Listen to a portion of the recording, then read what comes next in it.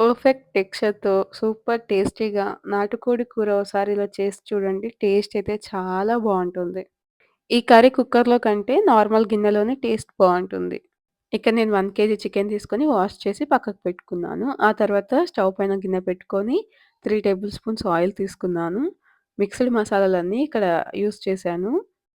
Once మసాలాలు కొద్దిగా fry అయ్యాయి అనిపించిన టైంలో మనం ఆనియన్ కూడా యాడ్ చేసుకోవాలి. మనకి గ్రేవీ టేస్ట్ బావుండాలి, టెక్స్చర్ బావుండాలి అంటే కొద్దిగా ఆనియన్ ఎక్కువ తీసుకోవాలి. నేనిక్కడ 2 మీడియం సైజ్ ఆనియన్స్ తీసుకున్నాను 1 కేజీ చికెన్‌కి. కొద్దిగా ఆనియన్ ఫ్రై అయిన తర్వాత మెంతి కూర, కొద్దిగా పుదీనా కూడా యాడ్ చేసుకోవాలి. ఇవి గ్రేవీకి చాలా టేస్ట్ ఇస్తుంది. సో, డెఫినిట్‌గా స్కిప్ చేయకుండా యాడ్ చేయండి.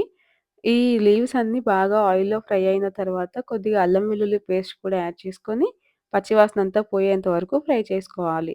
అంతా ఫ్రై అయిన తర్వాత మనం పక్కకు పెట్టుకున్న చికెన్‌ని కూడా ఇందులోకి యాడ్ చేసుకొని, స్టవ్ ఇప్పుడు హై ఫ్లేమ్‌లో పెట్టుకొని ఆయిల్‌లో బాగా ఫ్రై అవ్వాలి అంతా పీసులన్నీ.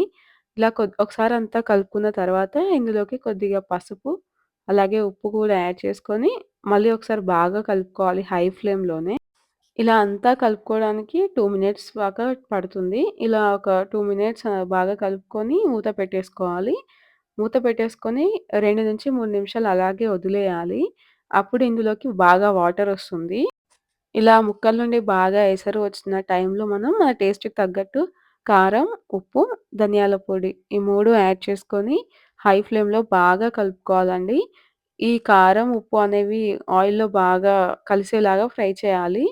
అంటే ఒక 1 ½ మినిట్ అలాగే వదిలేసేయాలి. కారం, ఉప్పు యాడ్ చేసుకున్న తర్వాత. అంతా బాగా ఫ్రై అయింది అనిపించిన టైంలో మనం ముక్కలన్నీ మునిగేలాగా వాటర్ యాడ్ చేసుకోవాలండి. నాటుకోడి గ్రేవీగానే చాలా బావుంటుంది. సో, వాటర్ ఎక్కువ యాడ్ చేసుకోవడమే బెటర్ ఆప్షన్ ఇక్కడ. ఇలా వాటర్ అంతా యాడ్ చేసుకున్న తర్వాత మూత పెట్టేసి 10-15 నిమిషాల వరకు అలాగే వదిలేసేయాలి. ఇలా 15 నిమిషాల తర్వాత మూత తీసి ఒకసారి మనం ముక్కను చెక్ చేసుకోవాలి ఉడికిందా లేదా అనేసి.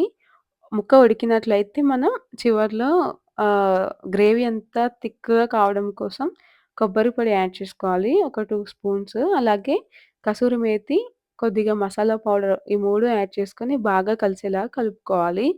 ఇలా అంతా కలుపుకున్న తర్వాత ఒక 1 మినిట్ ఉంచాలి ఇలాగే. ఎందుకంటే గ్రేవీ అంతా చిక్కగా అయిపోతుంది.